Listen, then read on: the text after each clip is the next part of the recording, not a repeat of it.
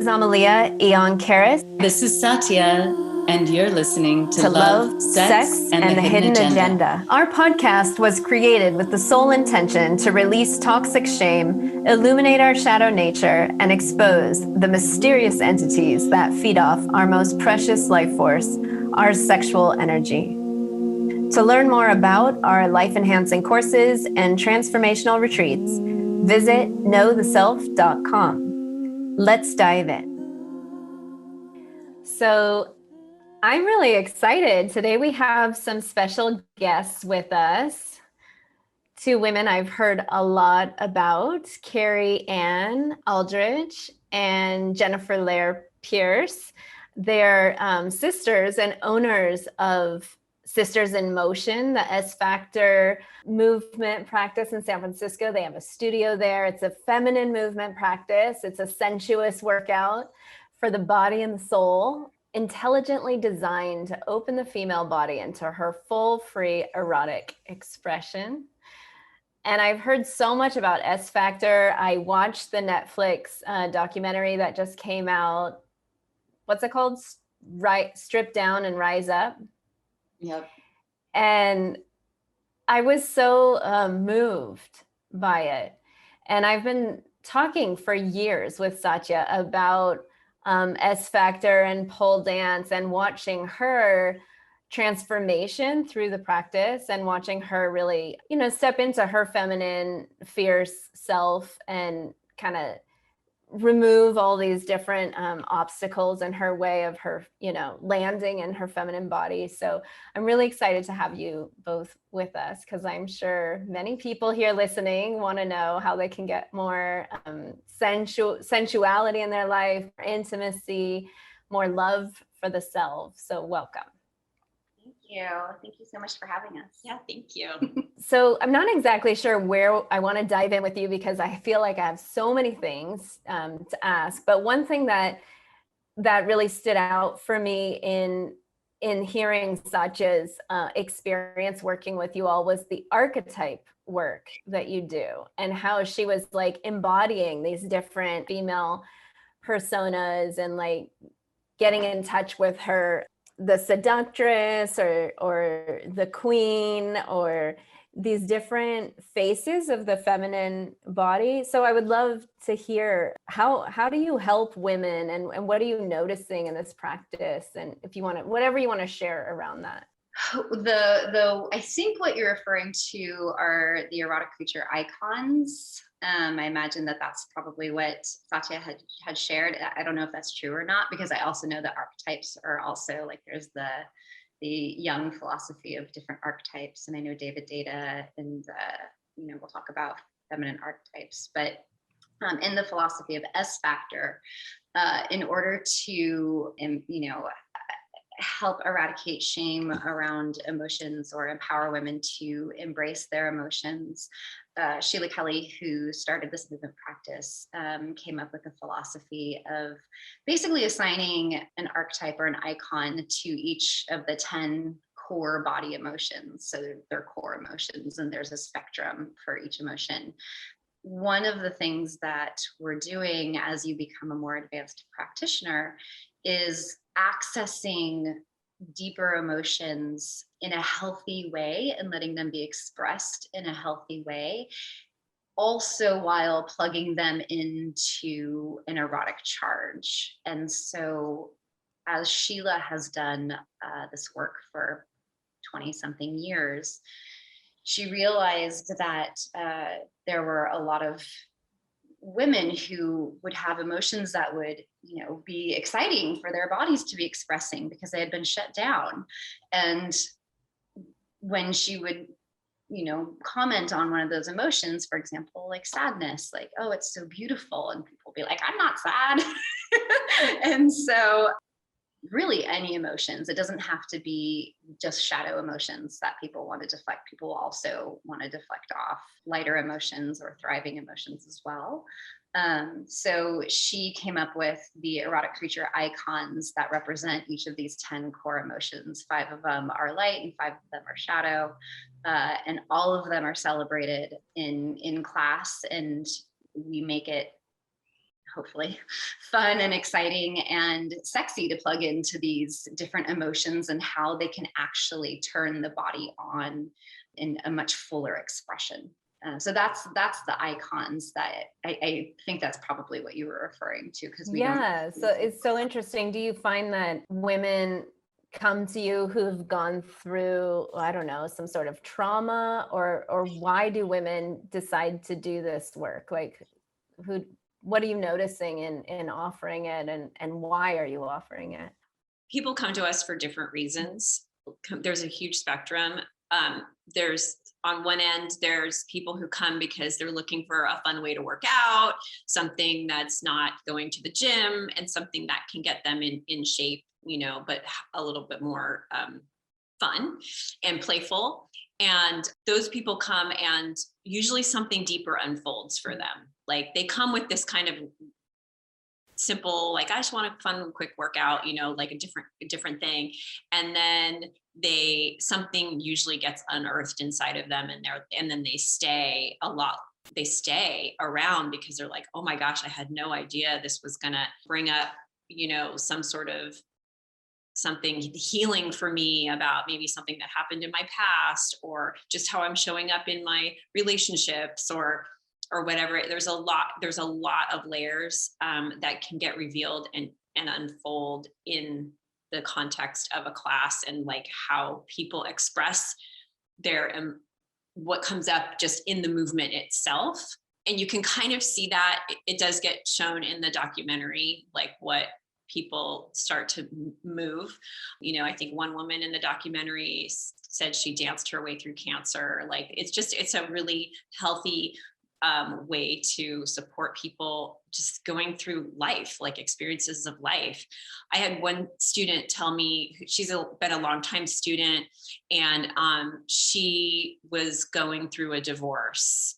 And she said to me one day, she said, honest to God, I have no idea how someone goes through a breakup without this place. She's like, this is everything. This is how I process all of my feelings that I'm going through in this really, really painful separation and divorce. And she's like, I just don't know what I would do without it. So we have like people who come, and then they think, oh, it's just going to be fun. And then they get this deeper sense of like, oh my gosh, this is really rocking my world. This is really profound. And then we do have people who come to us who've had some sort of incident or trauma, or they're just trying to connect with their sensuality, or they have always felt shame around their body, but they're intrigued by what we do. And so they come in at a different end of the spectrum of like, I'm coming in to kind of see where this goes, and there's just always a gentle unfolding. We do our best to be really mindful. We're not therapists in any way. We have our team has gone through trauma-informed training, but we're not therapists. This isn't therapy. No, it's not meant to be therapy. So, but it sounds therapeutic. Like yeah, and it's therapeutic. Yeah, and it's a really great way to support therapy. Like a lot of people who are in therapy, and then they come here, and then it's a really nice way to bolster and support your own therapeutic work if you are doing that with a therapist. And we do have a lot of therapists who actually recommend, in a sense, prescribe what we do to help. Their courses. I actually met a woman in a bar the other day who, let's just say she was troubled. And my thought is she should just go to Sisters in Motion and dance, and all of her problems will be solved. No need for me to do my therapy thing on her. I was like, she just needs to go dance. She needs to, it's amazing. I mean, for me, when I found it, I found it by accident, which all the best things in my life are kind of that way. So I couldn't believe it existed. I really couldn't believe something like this existed, because for me, I had been processing my emotions through, psychology and workshops and my whole life, and books and learning and, constantly. And this was just a way that I could process without having to use my brain so much. And I had already been, meditating with Amelia for a while and already disengaging the brain. So I already had the idea that my brain is the last to know. So I was already there when I found Sisters in Motion, which is probably how I must have magnetized it to. I mean, obviously, I ended up there, like not even knowing what it was and thinking, oh, I found Mecca. What is this? Like, it was everything I could ever. I just couldn't even have created it myself. I didn't even think it was possible. It's like the impossible is possible, because it's everything in one. It's everything in one. It's sisterhood. It's a supportive community. It's freedom. It's privacy. It's also being seen. It's a safe space. It has all the psychological stuff, which I love. If you want to get into that, you don't even have to if you don't want to. And then it's exercise and it's movement and it's challenging yourself. And I never thought I'd be able to do solo dances the way that I can do now. That's an amazing feeling. I was terrified of that before, because I had done just regular, pole fitness, which was so damn boring to me after a while. And I was spoon-fed choreography and I was spoon-fed, and that was fine. But then that has a shelf life. And it just, at some point I stopped growing.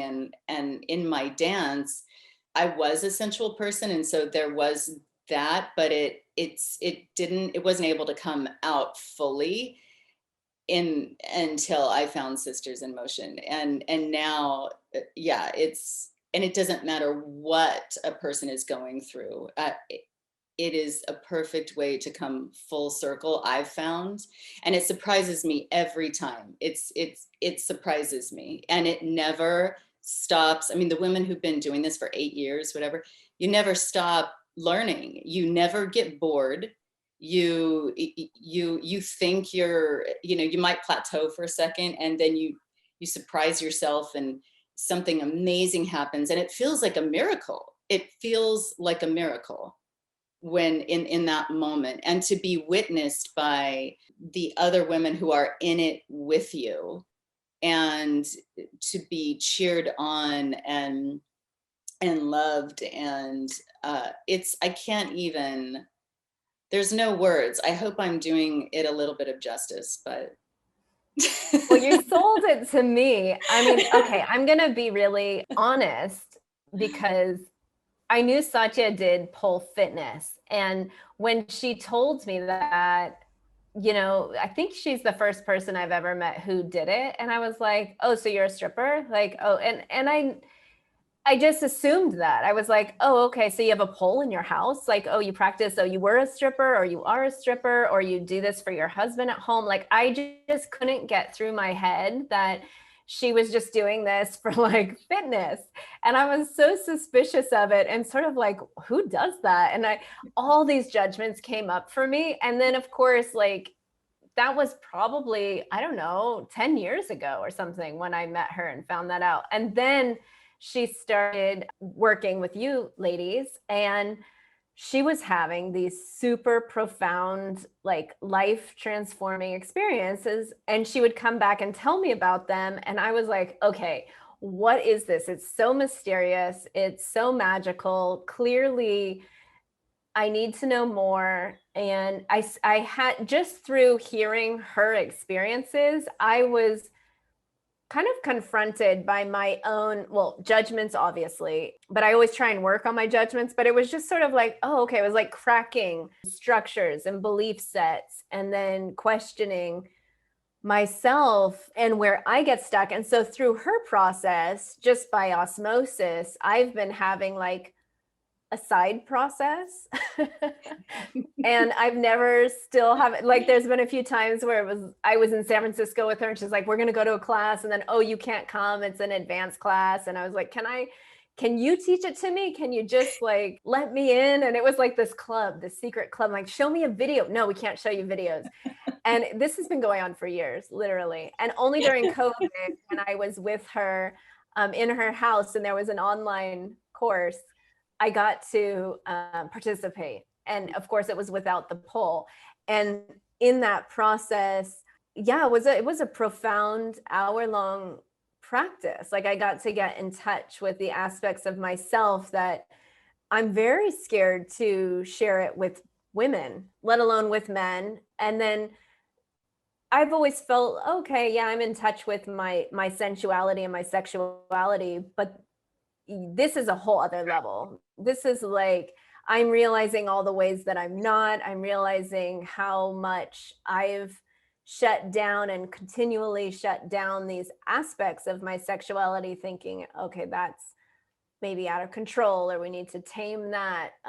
There's not really a safe space for females to really explore sexuality without this weird, I don't know, male gaze or weird, for me, it was like my religious upbringing that created these judgmental, constructs and programs that I've been deconstructing my whole life just to own my sexuality. And then there's like, okay, this is another level. This is like what I would say freedom and free sensual expression can feel like. So first of all, thank you for being forerunners and pioneers in an area where I think so many of us have a ton of judgment. Even those of us who think, like I always thought I was so liberal minded and so open. And even one of my closest girlfriends who's also super open, she's actually like an erotic poet and very in touch, a tantrika. And I said, oh, have you seen this? And I had her watch the documentary. And she's like, oh, the stripper dance? The strip. And it was like, no, they're not strippers. And I bet you hear that every day, right? Or how do you deal with that? Can you speak to it? Because I'm sure a lot of people hearing this and they hear that there's a pole involved. We are just so programmed with like, okay, it's for men. So talk about that a little bit, please. Yeah, that is very common. And, what we do is we teach women that their sexuality and expression of their sexuality and their sensuality and their feminine body is for them. So this goes back to, feminine movement of goddess circles and women going out into the fields and undulating over the fields for abundance. And that movement eventually, thanks to patriarchy, got flipped into, because men or anyone with a masculine essence, I should say, is going to see that movement, that undulating, slow, sensual, circling, serpentine movement that we practice, that moves into the integrity of the feminine body, and they're going to be turned on by it because it's hot. And there's nothing wrong with that. And conquerors and dominators that the masculine is, they want to own that. They want to dominate that. So it got turned into an ownership of the feminine body for their pleasure, for their enjoyment, whether it was, in vaudeville, whether it's strip clubs now. Sheila says this thing where she says, if you don't own your body, someone else will. And it's that. And so what we do here, and what's so beautiful about the rebellious aspect of what we do, because it is rebellious, to be like, this is mine. Like, I get to move this way because it feels good in my body. It's a deeper stretch. It heightens my sensuality. I feel more alive in my body. I'm letting emotions move through me. And I'm doing it in a really safe space with a bunch of women who are celebrating me rather than judging me. So it's in community. It really does break my heart that what we do gets lumped in with nothing wrong with being a stripper at all. Like, so to be really clear, if that is something that a woman wants to do and makes her feel powerful and she's making a living doing that, like for any reason, absolutely zero judgment. But the idea that our sexuality the only reason why we want to express it or be connected to our bodies or take ownership of our bodies or feel beautiful or connect to our feminine gifts is for the other. Like, even just thinking that makes my eyes kind of water, because that's what we've been taught. We've been completely disembodied. The feminine has been owned, in essence, by society, by our culture, patriarchy, all of that.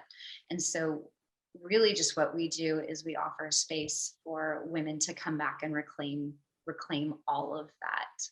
And sometimes it's really sexy, sometimes it's really messy, sometimes it's a combination, sometimes it's really fun, sometimes it's hard. It's a combination of all of those things. It's also important to know too that one of the things that makes all of that possible is creating this really safe container for it creates a safe container for women who, like, you're going to come in here, there's zero tolerance for criticism, there's no touching, right? So no one's getting touched. There's no nudity. So even though some of the outfits are very super, super sexy, everything They don't have to be. No, they don't have to be. You can wear whatever you want. You can wear whatever you want. You can wear yoga clothes if you want, but everything's opaque. There's no one's showing anything that would be, not allowed. There's no criticism. There's no mirrors. Yeah. So that's probably one of the things that differentiates us from like a technical pole studio. Technical pole is all about like the tricks and the performative aspect of pole, which is awesome and we love, but it's just not what we're focused on. And because we want people to get out of their head and in their body. So we don't want them thinking about what they look like. We want them all about how they're feeling in their body and letting because what we do is a body-led movement. It's not a mind-led performative thing that you're doing it for. It's not competition. Yeah. And we love pole competitions. And absolutely. Awesome. And we do teach technical pole, because, but we do it as a language for the body. So, because once you do learn pole tricks, right? And then when you're free dancing, you're able to incorporate these tricks into your dance almost like from a subconscious state, because you've practiced them so much, they become embedded in your body. And it's just like, you don't have to think about it. Right. So we do practice technical pole. It's part of the curriculum because it turns into a language is the only reason. It's more words for the body to be able to express itself.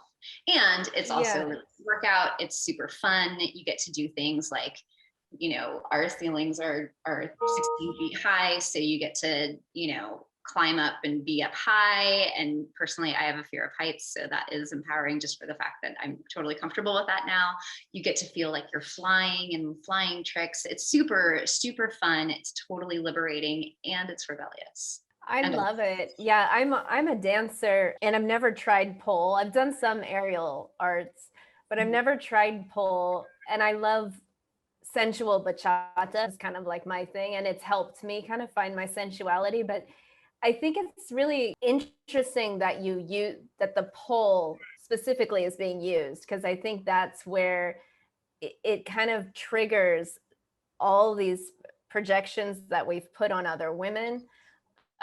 For me, it has done that. Like, I've had to release the projection I had of Satya, and get to see the depth that it's taken her and how empowered she is. And she's not a stripper, so, because I do know a lot of strippers from living in San Francisco, and I was just kind of lumping it all into like, this is for men. And I've always wanted to really just own my own sexuality and not be objectified. Like in dancing, it's very new that I do partner dance, but for me, I'm a dancer, but I wouldn't perform because I don't want to be objectified. And it wasn't about what I look like. It's about how I feel. And it's always been an embodiment practice for me. So I just love that you're combining, like, this is a really powerful combination, and then layering these archetypes. Yeah, it's fascinating. Satya, I wanted to hear like your experience of the archetype practice. Like, was there something that, like, what was the hardest archetype that you had to embody, or any kind of transformative story? I remember you told me so many of them, but is there one Yeah. that sticks out you could I'm share? glad you asked that, because I was thinking of some of that a few minutes ago. But I wanted to say first, the other thing that makes it so special, this dance and this community, is that in the beginning of the classes, there's a kind of we spend a little time, in my opinion, maybe everybody wouldn't see it this way, but we kind of go into a little bit of a meditative type of state of mind. And I think that really differentiates this form of exercise from any other kind of exercise, because, well, okay, I can say that there's been times where I've been jogging for a long time and I go into a full-blown altered state of mind. I can't even try to think of a problem. Like, I have planned on jogging and solving my problems. I can't even think. So it's kind of like that. It's kind of like you do these movements, and you get so into your body, and your brain is just bye-bye. And then you get to express real truth, because the body stores the truth of our souls, right? The body has our mind. The body is the mind. So in that kind of way. So then your true mind gets to speak and gets the stage. But to answer your question, so there's, gosh, I'm not really going to do it justice, because it's just so amazing. And I haven't even really gone super deep into all of the different kinds of emotional bodies that all women have within them. But sometimes they'll put on a song and they'll say, okay, do you connect to your inner champion on this, or do you connect to your what's the opposite of the champion? What's the sad one? Well, the opposite of the champion would be the shy, reluctant enigma. But I will say that when we're teaching class, we actually don't name the icons, because we don't want to label you, and we don't want you to put yourself in a box. Like, I actually really love the icons as a teaching tool, but what we find is that a lot of times people want to be like, oh, I'm the ice queen, like I'm going to try that on. And that's not really what we do. Like, when we're in class, we'll speak a little bit about philosophy or a topic at the very beginning of class, but we want to get you in your body right away. Like, there's not a lot of talking in classes. When you're, the other thing too is that to keep in mind is that Satya is coming from an advanced practitioner perspective. So when you're a brand new student coming to us, all of these experiences that Satya is talking about is that we, first and foremost, when you're new, is we want it to be fun. And we want you to feel basically hot, sexy, fun, and start to connect to your body. And then you may start to notice that certain emotions come up, and is that normal? And so it's, or judgments too. And so, as Jenny had mentioned, it's a gentle kind of unfolding of the story of being in community and connecting to your sensuality first. Is just the very first thing, is connecting to your sensuality. So just, I want to speak to what I find a lot is that our advanced practitioners are so in love with the journey that they're in right now. And they start saying, all these wonderful, beautiful things about the emotions coming up. And I took off my clothes, and like, I felt so free. And I, as a teacher and a teacher trainer, I'm always like, ooh, I wonder how this is sounding to brand new women who are like, so just to be really clear, taking off all your clothes but never being naked, right? So nothing that we do is, it's all an invitation. We have really good reasons for why we make the invitations for anything that we do, but this is the student's journey, and anything that they're not comfortable with, they absolutely don't have to do. We totally celebrate the autonomy of being like, I don't want to do that. I'd be like, great, that's awesome. Yeah. You know, and for example, in lower levels, we play with some striptease, and I tend to have a very private body. My body's very shy, and so I would do my striptease, and I would peel off my hoodie down to a tank top, and I was like, I did it. And like I dance in pants, I dance in, I'm more covered than some people who show up in like strappy, lacy, like all all sorts of like t-shirts and we celebrate the range of wherever any body wants to show up. No Yeah, and a shame lot of times anywhere. But I do want to speak to, this is a really, really gentle unfolding and revealing of the story of your body. It's not like we're going to throw you in, like you don't do single free dances when you're brand new. Like we have a routine that we keep you in. That's like the healthy boundary of like you exploring this new movement, but you've got this, you don't have to like, feel like, oh gosh, I don't know what to do. Like we hold you in this space for you to be able to explore and play. It's a total playground. Especially because new students are way more in their head than an advanced practitioner. Totally. So it's that getting used to being able to listen to your body and be comfortable with that, and like nurturing this relationship that we most women, myself included, have like detached from at some point, and created like shame or dislike or distaste or whatever, all the things that we do to ourselves. And so it's almost like you're courting your body, you're courting yourself and allowing her, this self, this other, this like sensual, your side of you to Parts that have been pushed down start to feel safe, and then they can come out and reveal themselves.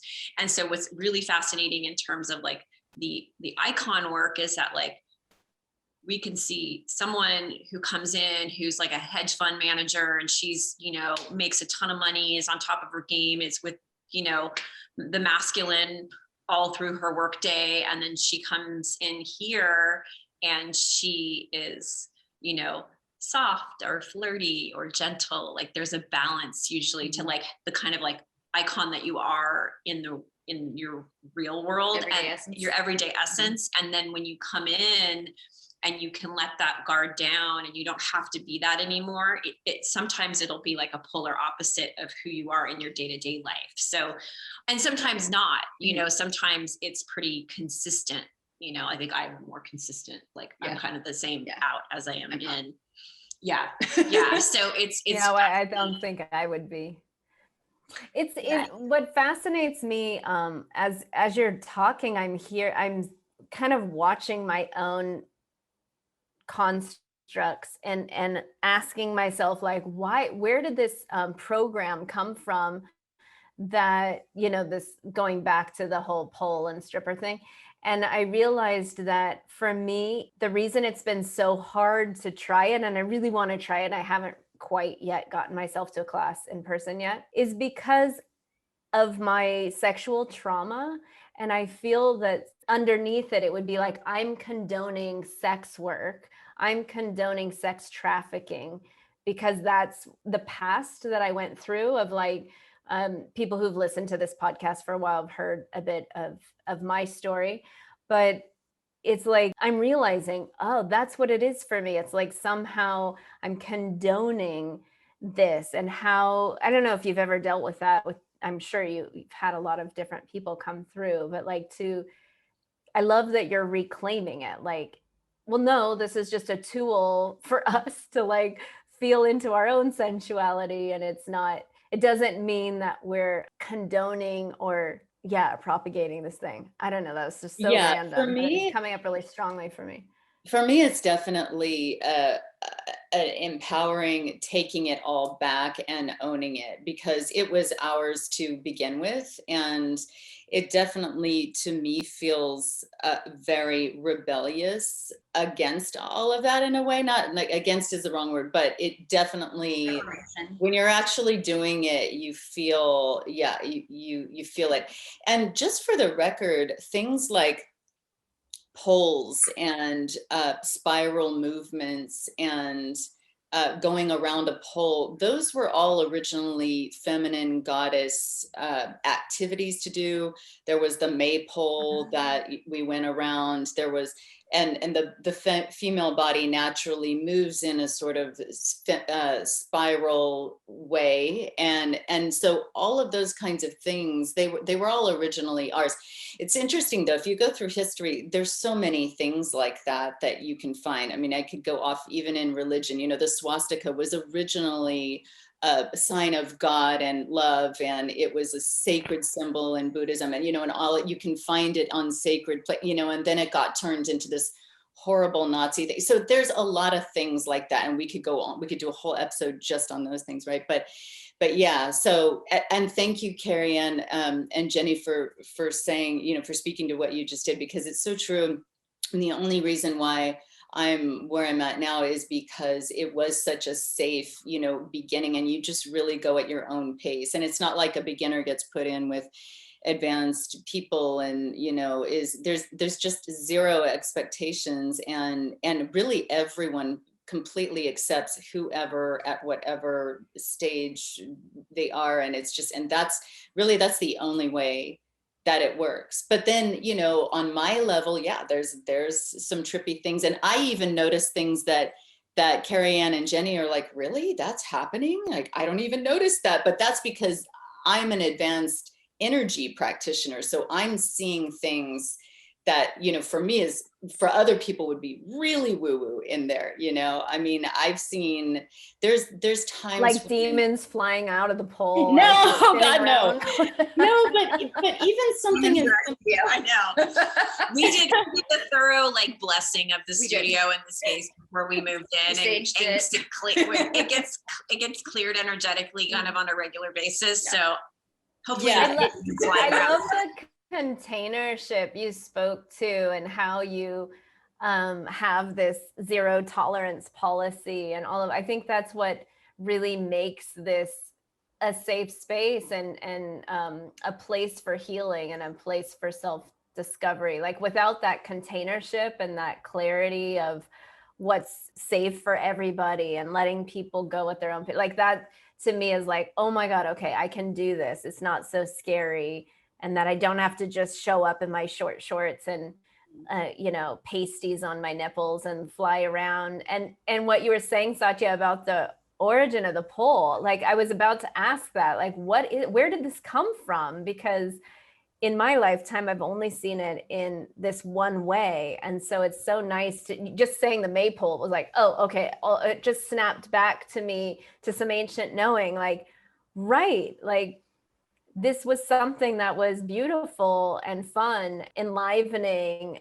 And it's just like the swastika and everything else that gets so perverted and switched up on us to take away our innate power, to squash down, because our sexuality is really such an incredible force of energy. And when we don't access it, or when it gets traumatized or stolen from us in some way, then we can't fully express ourselves. We can't fully live into our potential. We can't fully enjoy life because a part of our energy is being split off or siphoned out, or, we just feel dead inside. So I love this. I love what you're doing. I think it's such a perfect way to bring fitness and fun and dance with this deep healing. That's kind of just like what happens if you're having fun and dancing with your sisters in a safe space.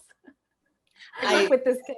Yeah. I'd love to just, go back and just address, when you were talking about what's coming up for you in terms of oh, I don't condone, sex trafficking, or to be, this is a reclamation of all of that, which I think, that's what Satya was saying. And, just to reiterate, trauma and sexual trauma in women, I think the statistic is 1 in 4 women have experienced sexual trauma. So if you look at the screen, that means that one of us has.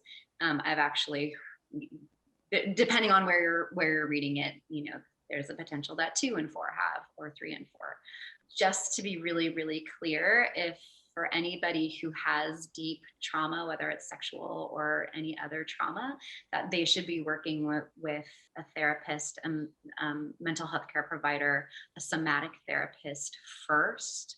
And we work with people who are ready to start to incorporate the body as part of that healing as a support, but not, again, as Jenny said, we're not therapists. So, one of the things on the Netflix documentary Strip Down, Rise Up is that you saw a lot of women working with trauma, and it does help.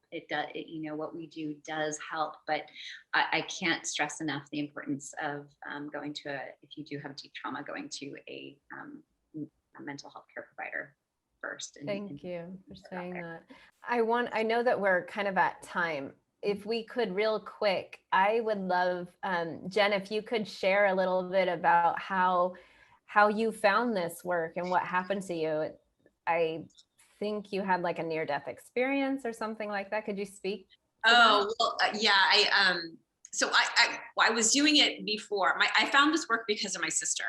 So, but it was a part of my healing in that in 2015, I had a subarachnoid hemorrhage, which is a ruptured brain aneurysm. And I almost died. I've had like 9 brain surgeries. I was in the hospital. She's going to get all tense. It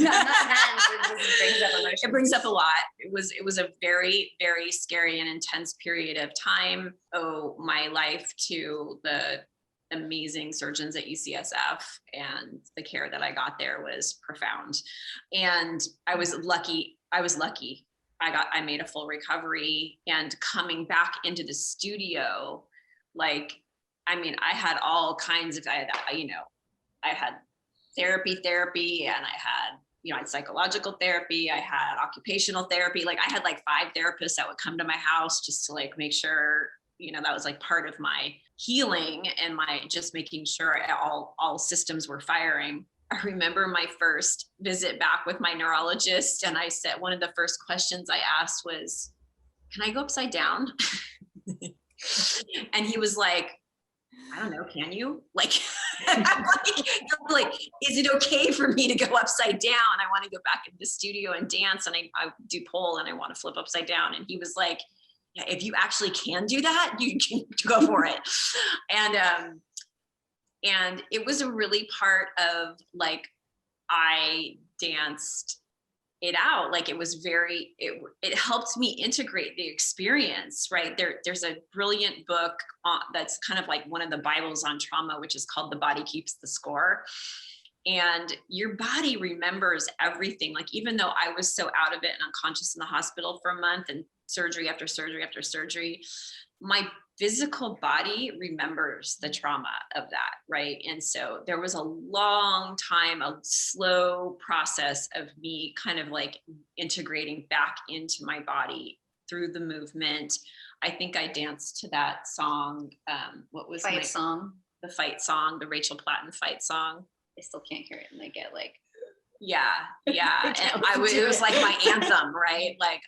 Every week after week after week, I danced to the same song just to kind of reintegrate. So it was very healing, helpful process, helping me process this really traumatic, not exaggerating, near-death experience. So. Wow. Thank you for sharing that. That's huge.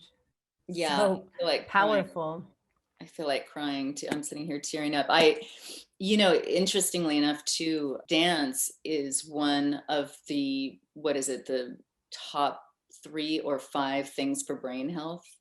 In all of the studies on brain health and aging, there's a few things that can keep your brain really healthy, and dance is one of them. There's a few other strange things, like ping pong is one of them. And I know it's funny. But yeah, so I don't know, just. Yeah, and even through the course of the pandemic, where we've been closed for a year, we opened briefly for 3 weeks and going in and out. One of the things I look forward to every week is Satya is actually in my bubble of people that I see. And so she and I will come into the studio and dance together and then work, for the rest of the day. But it's like, it's been so restorative and healing to actually be in person. I mean, I love the online classes. I really do. And I get a lot out of them. But to actually be in person with another body in the room that's been one of the most restorative things for me, just in navigating this whole pandemic time.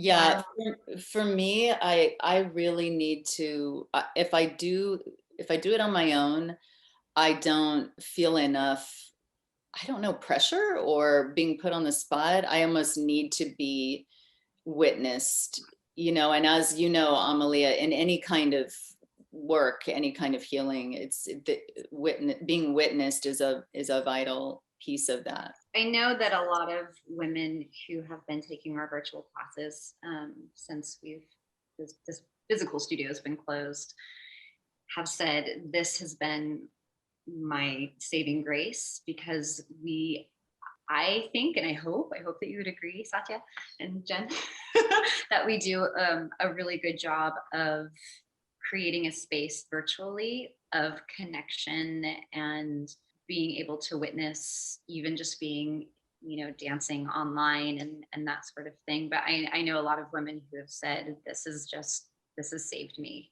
throughout, and the entire lockdown.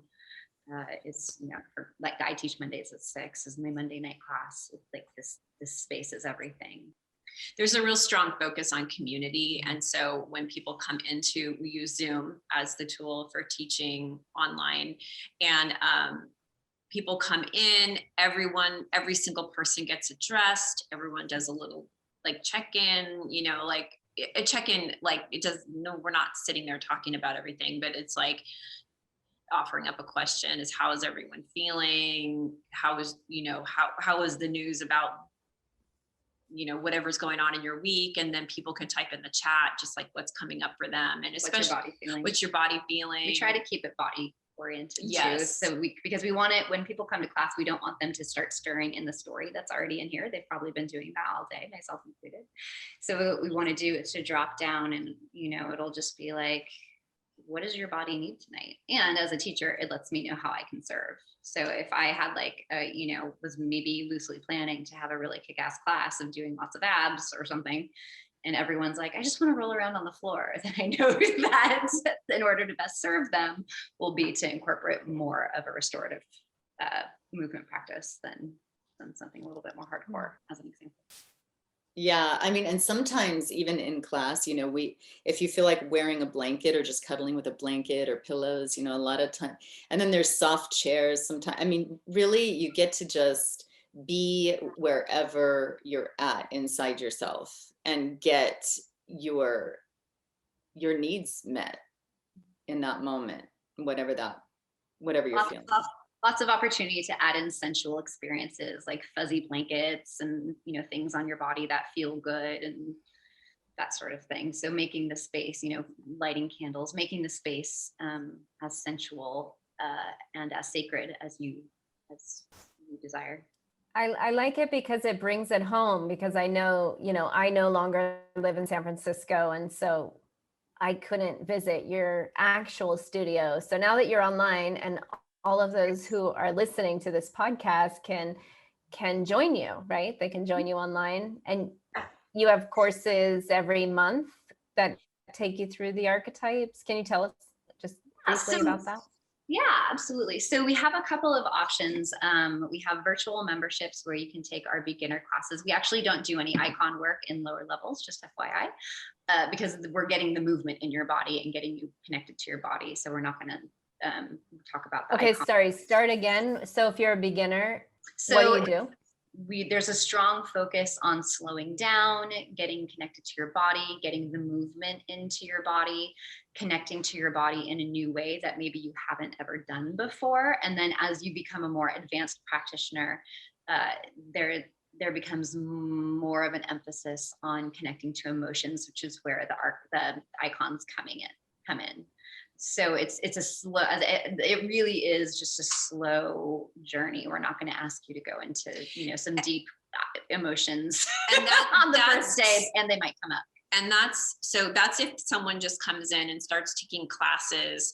Then if they want to do like a little bit of a deeper dive and go and kind of accelerate a little more quickly, we have a 6-week embodiment course that for new people that will kind of push them through. It's definitely a more condensed, deeper, this is all virtual, by the way, deeper dive.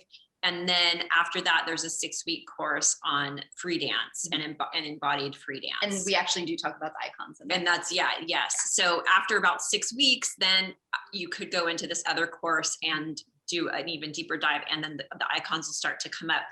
Also, or if you didn't want to do the 6-week course, you could just become a member, start taking classes. You're only allowed to take level appropriate classes. So a brand new person isn't going to be let into an upper level class because it's not appropriate. But we do have a lot of workshops.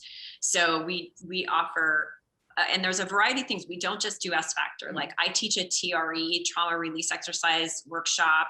We do have some workshops coming up on icons, but they're not S Factor icons. They're other archetypes, yeah. Excuse me. They're not icons, they're archetypes. And so we have a lot of workshops, and you can see them all on our website at sistersinmotionsf.com, and you go look under workshops, and you can see.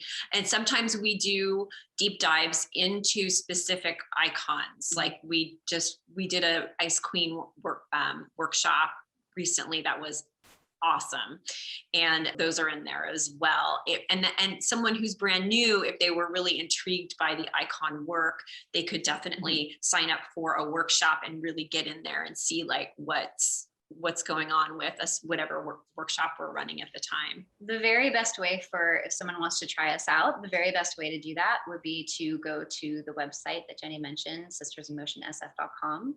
And on the very first page, it tells you how to get started. Basically getting into a first-time student class is the best place for anyone to start. And then from there, one of our beautiful front desk ambassadors will set up basically a discovery call, a personal one-on-one to learn from our students. We want to talk to all of our students, so we have a personal relationship with everyone who comes in to see what it is they're looking for. And so from there, we either get them into membership where they can just do drop-in classes to beginner classes until they're ready to move up, or they can drop into that 6-week course. We have new 6-week courses called Foundations to Embodiment every month. And then from that, after that Foundations to Embodiment class would be the intermediate one that follows, that has to do with free dance. So those are the options, but really starting off, going to the website, signing up for your introductory first class, and signing in up for a consultation call. Yeah, so like a discovery call. Like what Kerry Ann was saying is that everyone will get a one-on-one call with one of our ambassadors to find out, because we really do want to know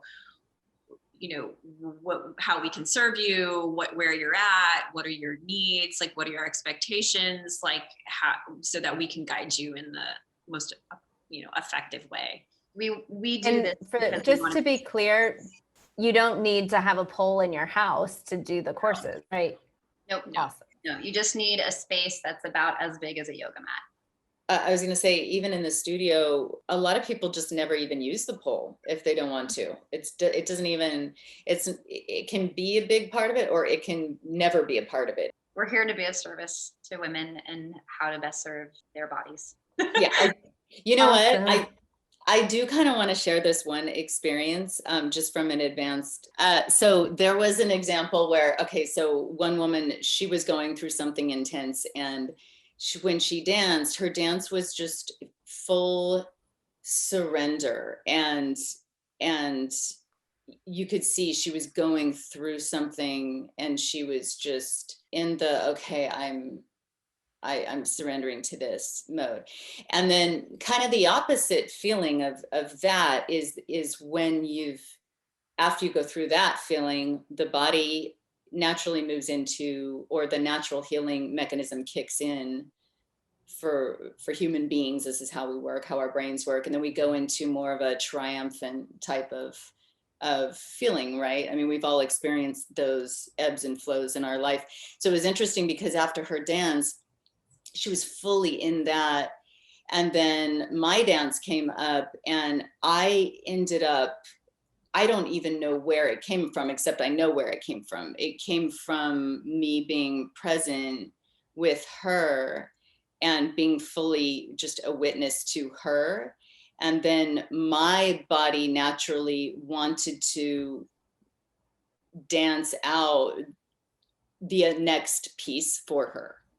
And I didn't really realize that's what I was doing, but I danced one of the most amazing dances ever. And I thought to myself, wow, I didn't know I had that in me today. Where did that come from? You know, and then she came up to me afterward and said, I needed your dance. Like I needed to see that today. And it changed me. And it was the next, and that's when so things like that will happen. And I notice those things. And so for me, it's like the element of surprise that is always, it's continuous. Like I'll go in and I'll think, oh, I feel like this today, you know, or something.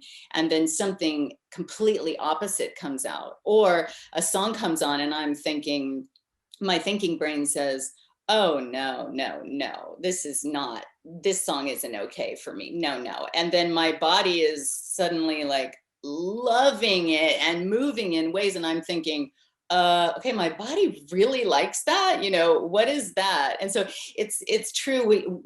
You know, in class, you don't talk about the, you know, all of the, you know, icons and stuff, but then it's fun to put them all together and they all kind of mishmash together anyway in the end. But yeah, so you just kind of experience it and yeah, it's pretty amazing. Yeah. So wow. really fun stuff happens in here. That's for It's sure. so fun. It really is so fun.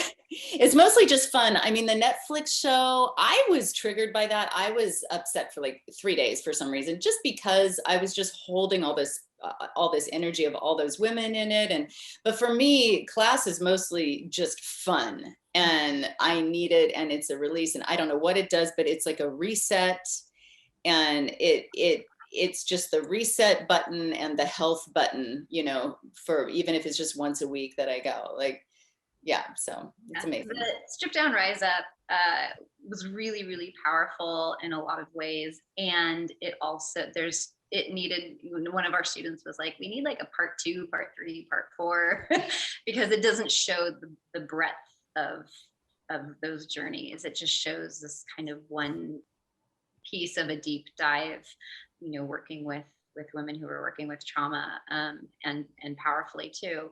But also it really is, it's really fun. And one thing I want to say is that you don't have to have a dance background or be a dancer to come to our classes. So the way that we teach, it really is meant to be accessible to most bodies in a way that you don't have to, it's not like going to a ballet class or, you know, a technical dance class. I happen to have a dance background, but a lot of students and a lot of teachers actually don't have a dance background. And so you don't have to be, you know, some terrific. And what about for men? Men are not allowed, right? Or how do you deal with men who might want to join? Yeah, so we work, I mean, some of our workshops and stuff are all genders, but we work specifically with anyone with a feminine essence. And we are all someone who identifies as female. Someone who identifies as female. So if you identify as male, then sorry, you can come to an all gender workshop. You can come to my yin class. or we will do privates. We are open to doing privates. Well, we did an all gender class for a while in the studio before the pandemic. So you know, if there's enough call for it, we would certainly do that again. It was fun. It went really well, but it's a very different energy class. It's completely it's totally different. It's totally different. Yeah. Once you introduce the you know, a masculine energy into the space, it shifts. Mm-hmm. Sometimes in a really wonderful way. You know, sometimes we do events where our students can bring their partners and that sort of thing. But we do change the format pretty drastically for that. because we want the people who come to us to feel really safe and held. It's part of that safe container, and Yeah. And also, I don't know how to work with a male body. Like, I work with female bodies. I work with people who want to integrate feminine essence, more feminine essence, cultivate more feminine essence in their body. And which, by the way, is incredibly important no matter how you identify, what gender you are. Like, we all have both masculine and feminine energy. So when we talk about the feminine, no matter who you are, you have some feminine energy. No matter who you are, you have some masculine energy. So I always want to, it's not, I don't particularly. I feel compelled to say one last thing. Yeah. And one then of my favorite exercises was, and one of my favorite dances that I remember myself doing was dancing to my younger self in the chair. So I imagine my younger self, this was an exercise we did, in the chair. And I chose a song, and oh my God, I mean, I had something to say to her. Can you imagine doing something like that? I mean, yes, because I did that. I know, I'm like, yeah, I remember that assignment. So one other thing is that in our journey sequences and series, we have assignments. Again, it's a take it or leave it. No, you don't have to do it, but if we now call them explorations. Oh, okay, explorations. They used to be called assignments, so now it's an exploration. It's a invitation to try on something different and new. It could be anything from music related, like pick a country song, and people who hate country are like, but I'm going to do it anyway. And then you see what happens, and it's fun. It's super fun. The explorations are really, really, so much gets revealed that you would not have normally gravitated towards without the direction, because we tend to fall into a comfort zone. Interesting. This has been so fun. I feel like there's so many ways we could dive into it. For all of you listening, if you want to learn more, please go to their website, sistersinmotionsf.com, and we'll put that link in the show notes. Thank you both for joining us, and thank you, Satya, for sharing your stories and transformations with us. So much. I can't wait to dive in more to my own practice. So we'd love to have you. Yeah, thank you so much for having us, and thank you to your listeners, and thank you for the work that you guys are putting out into sexuality and all the juicy bits. Empowerment. Making life more juicy. Yeah. Thank you. Thank you. Thank you.